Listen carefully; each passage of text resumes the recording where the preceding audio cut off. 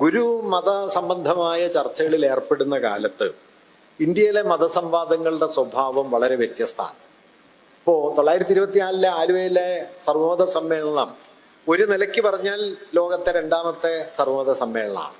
1893 ചിക്കാഗോയിൽ parliament of world religions എന്ന പേരിൽ ഒരു സമ്മേളനം നടക്കുന്നുണ്ട്. കൊളംബസ് അമേരിക്കയിൽ ചെന്നെത്തിയതിൻ്റെ 400-ാം വാർഷികം മുൻനിർത്തിയാണ് ആ സമ്മേളനം സംഘടിപ്പിക്കപ്പെട്ടത്. ആ സമ്മേളനത്തിൽ വിവിധ മതങ്ങളുടെ പ്രതിനിധികൾ എത്തിച്ചേരുന്നുണ്ട്. വിവേകാനന്ദൻ അതിൽ പങ്കെടുക്കുന്നുണ്ട്. വിവേകാനന്ദൻ ക്ഷണിക്കപ്പെട്ട് ചെന്ന ആളൊന്നുമല്ല കേട്ടോ. കാലത്ത് അദ്ദേഹം അവിടെ ഉണ്ട്. അവിടെ ചുറ്റിത്തിരിയുന്നതിനിടയിൽ പല ആളുകളുടെ പിന്തുണയും ശുപാർശയും ഒക്കെ കൊണ്ടാണ് വിവേകാനന്ദൻ ആ സമ്മേളനത്തിൽ പ്രസംഗിക്കുന്നത്. ആ പ്രസംഗം പിന്നീട് വിശ്വപ്രസിദ്ധമായി. ഇന്ത്യയിൽ നിന്ന് ഹിന്ദുമതത്തിന്റെ പ്രതിനിധിയായി ഗുജറാത്തിൽ നിന്ന് വേറൊരു സന്യാസിയാണ് ഉണ്ടായിരുന്നത്, വിവേകാനന്ദനല്ല.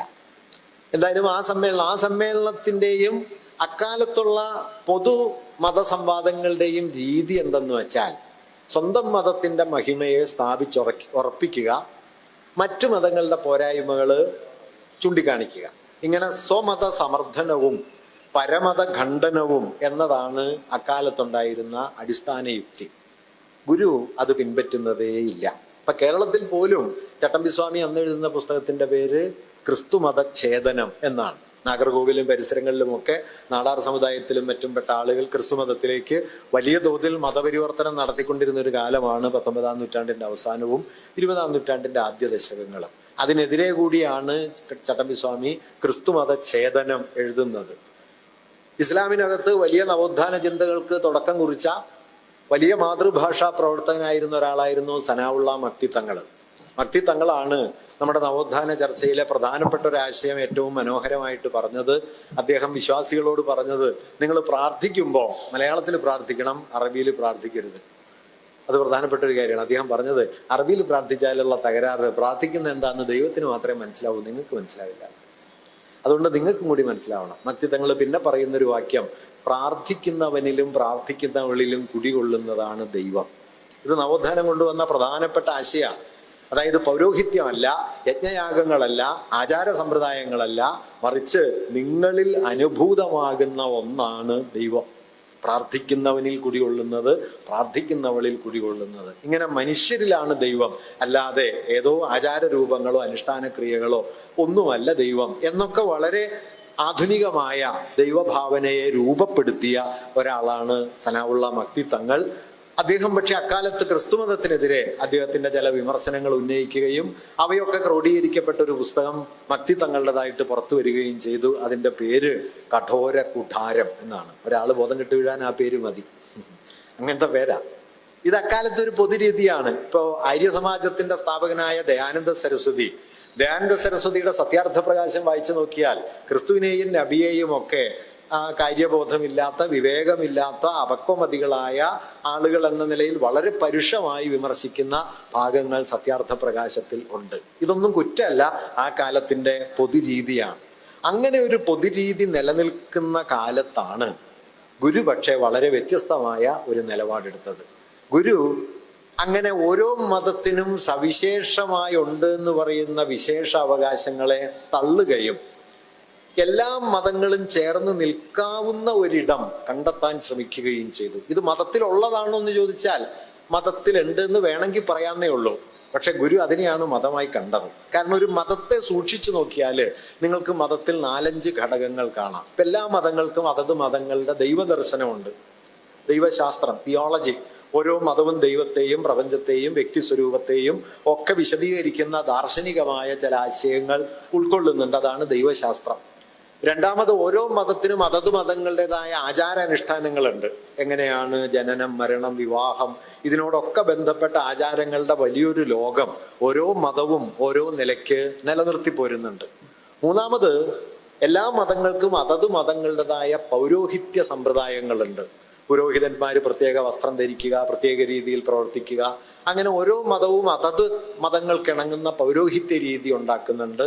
നാലാമത്, ഓരോ മതത്തിനും അതത് മതങ്ങളുടേതായ സ്ഥാപനങ്ങളും ആശ്രമങ്ങളോ ദേവാലയങ്ങളോ ഒക്കെയും ഉണ്ട്. ഇതെല്ലാ മതങ്ങൾക്കും ഉണ്ട്. നിങ്ങൾ ശ്രദ്ധിച്ചാൽ കാണാവുന്ന കാര്യം, ഇതൊന്നും ഒരു മതത്തിലും മറ്റൊരു മതത്തിൻ്റേതുപോലെയല്ല. ഒരു മതത്തിൻ്റെ ആചാരവും മറ്റൊരു മതത്തിൻ്റെ ആചാരമല്ല. ഒരു മതത്തിന്റെ ദൈവദർശനവും മറ്റൊരു മതത്തിന്റെ ദൈവദർശനമല്ല. ഒരു മതപൗരോഹിത്യ സമ്പ്രദായവും മറ്റൊരു മതപൗരോഹിത്യവുമായി 100% ഒത്തുപോകില്ല.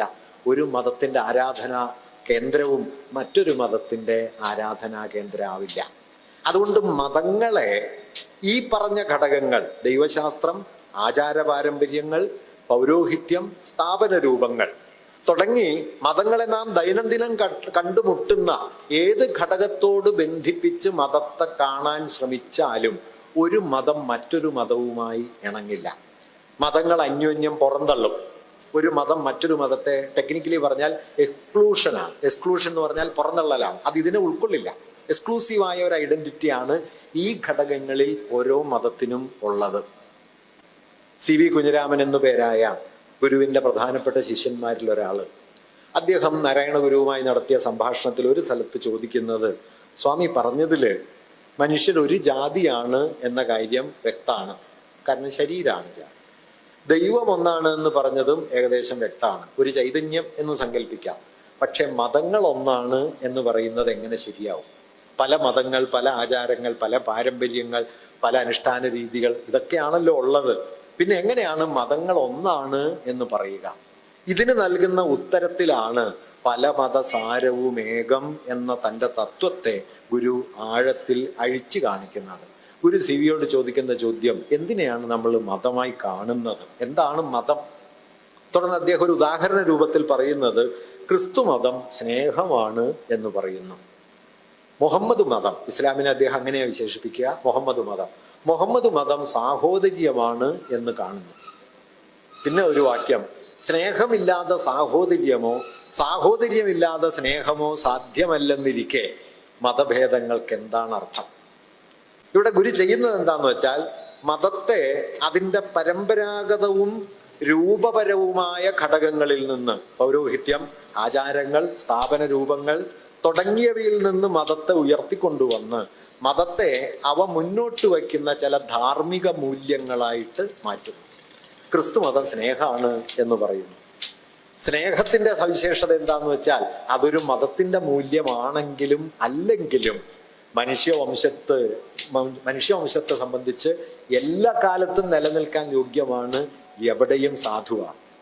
അതായത് മതങ്ങൾക്ക് സാർവലൗകികമായ നിലനിൽപ്പ് അവകാശപ്പെടാൻ കഴിയുന്ന ഒരൊറ്റ സ്ഥലമേ ഉള്ളൂ, അത് മൂല്യങ്ങളുടേതാണ്, ആചാരങ്ങളൊന്നുമല്ല. ആചാരങ്ങളെ ഒന്നും ഗുരു അങ്ങനെ വലിയ തോതിലൊന്നും മാനിച്ചിട്ടില്ല കേട്ടോ. ഇപ്പോൾ ശിവഗിരി തീർത്ഥാടനം മിനിയാന്നാണല്ലോ തുടങ്ങിയത്, ജനുവരി 1-ാം തീയതി. കിട്ടൺ റൈറ്ററും വല്ലഭശ്ശേരി വൈദ്യരും എന്ന് പറയുന്ന 2 ഗുരുവിന്റെ അനുയായികൾ ചേർന്നിട്ടാണ് ഇതേക്കുറിച്ചുള്ള ആലോചന ആദ്യം നടത്തുന്നതും ഗുരുവിനെ കാണാൻ ചെല്ലുന്നതും. ഗുരുവിനോട് സംഭാഷണ മധ്യേ ഈ ആലോചനയൊക്കെ അവതരിപ്പിച്ചു. ശിവഗിരി തീർത്ഥാടനത്തെക്കുറിച്ച് തീരുമാനമൊക്കെ എടുത്തു. ഏറ്റവും അവസാനം അവർ ഗുരുവിനോട് പറഞ്ഞു, സ്വാമി അതിനൊരു ദിവസം നിശ്ചയിക്കണം, ഒരു മുഹൂർത്തം പറയണം എന്ന് പറഞ്ഞു. ഗുരു ഒട്ടും സംശയമില്ലാതെ എടുത്ത വഴിക്ക് പറഞ്ഞ വാക്യം എന്താന്ന് വെച്ച് കഴിഞ്ഞാൽ, ജനുവരി 1-ാം തീയതി ആയിക്കോട്ടെ, യൂറോപ്യന്മാരുടെ ആണ്ടുപിറപ്പല്ലേ എന്നാണ്. ഇത്രയേ ഉള്ളൂ. ഇങ്ങനെയാണ് ശിവഗിരി തീർത്ഥാടനം ജനുവരി 1 എന്ന് തീരുമാനിക്കപ്പെട്ടത്. അല്ലാതെ ഒരു ജ്യോതിഷവും നോക്കിയിട്ടല്ല, ഒരു ജാതകവും നോക്കിയിട്ടല്ല, ഒരു മുഹൂർത്തം ഉണ്ടായിട്ടല്ല.